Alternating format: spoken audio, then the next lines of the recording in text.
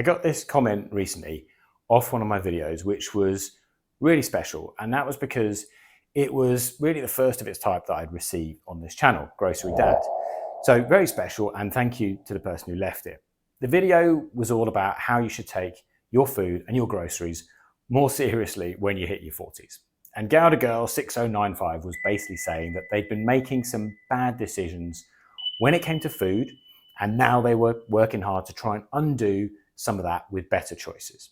Now, if you happen to recognize any of what's in that comment, or maybe you face anything similar to that in your life, then in this video, I want to just kind of give you some hope and some reason to believe that you can make a change with just a few easy steps that I reckon anyone can do. And I'm going to use the journey that my wife and I have been on as kind of an example. But there's lots of other tips and ideas out there that work. So if you've tried other things, go ahead and comment so other people can learn from your experience. Now, I'll start this by saying we always thought we had a pretty good diet. We thought we were pretty switched on people. We would have said, if you'd asked us, that we had our groceries, our grocery spend and our meals and all that kind of stuff under control. But if we go back just a few years, maybe to 2020 or so, the truth was we weren't really in control. We'd slipped into a bunch of bad habits that weren't good for us, and they weren't good decisions financially. But the problem that we had was that we couldn't see it. And that's a trap that I think a lot of us are in, actually. You start behaving a certain way, and then after a while, it just doesn't feel, out of place. So some examples of things like that for us were ordering too much takeout food. We used to do that shit a couple of times a week. And then on top of that, we'd be eating out with our children at the weekend. Now, you can't get a decent takeout here for two people for anything less than 40 bucks, which is at least, 10 times more expensive per serve than a home-cooked meal. So that was messing us up.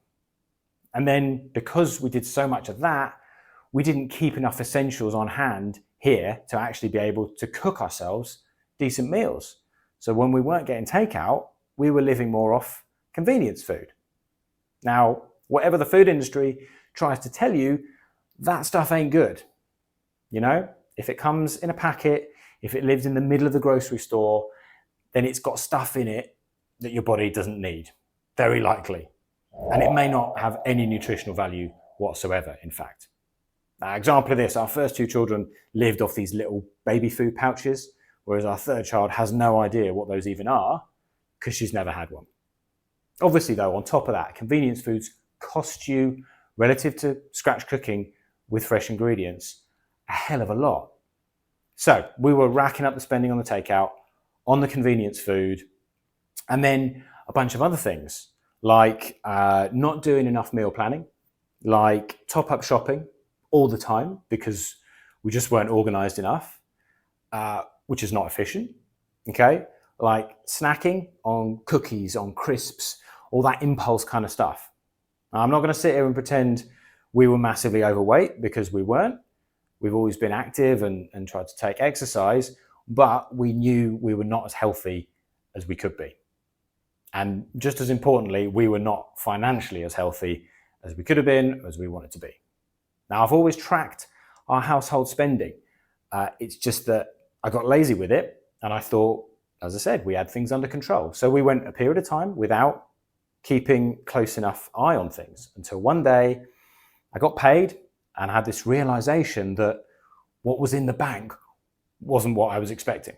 So I started checking back through the prior month, and then it started to kind of hit me. Takeout, more takeout, top-up shop, snacks, more snacks, more snacks.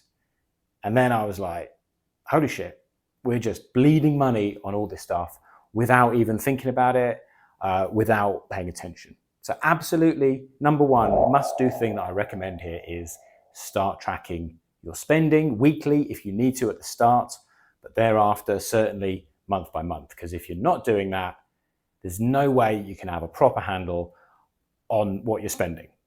Now, if you've made it this far in the video, I hope it's because you're getting something out of it and not because you forgot it was playing.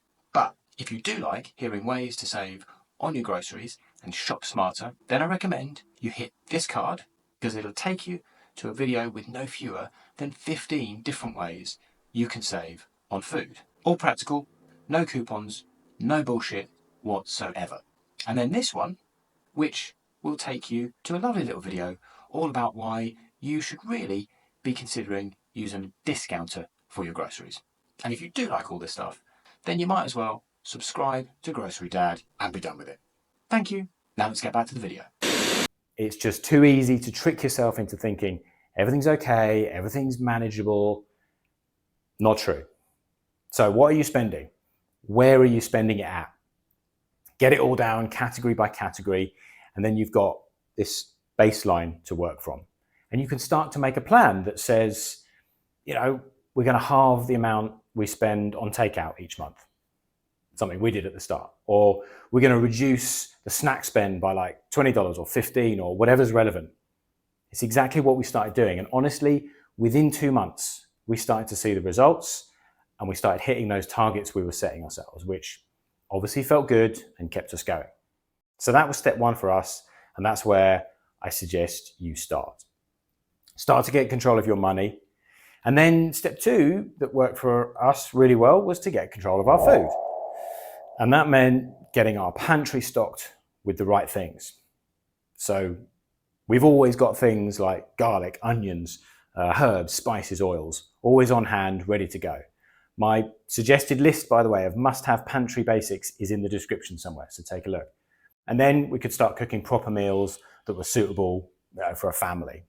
So I say we, it's my wife really, she does a lot of bulk cooking now, a lot of stews, a lot of casseroles, a lot of curries, all things that you get loads of portions out of, and they don't need to be watched over all that much. Once it's in the pot, you can get on with all the other shit that you've got to get on with. And just really think a lot more about ingredients, both from the point of view of cost and health. So I really recommend doing this next, because you won't bring your food spend down if you keep on buying all that convenient stuff and buying snacks. So you're going to need probably to be a bit more confident maybe in the kitchen, and you might then need to go and teach yourself some basic skills in the kitchen.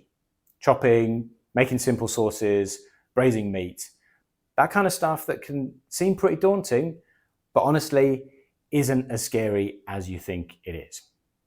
So now you're budgeting properly, you're engaging properly with your food and your meals, and then this final part probably is going to flow fairly naturally from that, because it more or less has to, and that's approaching your grocery shopping in a different way. So what I mean by that is writing a list, and that obviously is going to link back to the meals you're planning for the week and keeping your pantry essentials stocked up. Because, by the way, those pantry essentials are so important that if you do get to a day when you've got nothing pre-made and you're really, really low on time, then as long as you have those basics in the house, you will be able to rustle up something healthy that's pretty easy.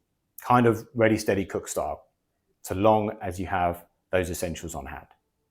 You can't really go wrong if you've got that right. So anyway, writing a list, then you go into the grocery store and you're focused now most, or at least more, on what's around the perimeter of the store. So you dip in and out of the center occasionally.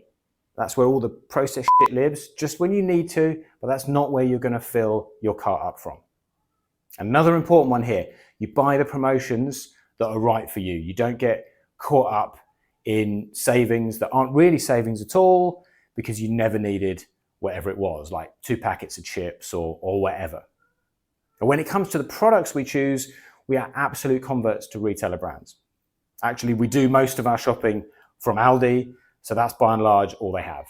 And they're absolutely fine, no quality issues whatsoever, but we just refuse most times nowadays to help subsidize the big brands' marketing budgets. So this is just some of the really important stuff that we did to improve our choices around food and lower our food spend without compromising on quality. We're not perfect by any stretch, and there's still more that we could do, but compared to where we were just like 3-4 years ago, we're so much happier with our choices now. If I was going to do it over, I'd probably learn more about food and nutrition earlier than I did, because I think that would have stopped me buying a lot of the things that I used to buy, and then that would have saved us more money and been better for our health. But you live and learn, and you can always keep evolving. I hope this has been of some value to you wherever you are on your journey. Let me know in the comments, and if you like this one, give it a like, and if it's the kind of stuff you want more of, please subscribe, because it's what this channel is all about. Eat well, and I'll see you, I hope, in the next video. Take care.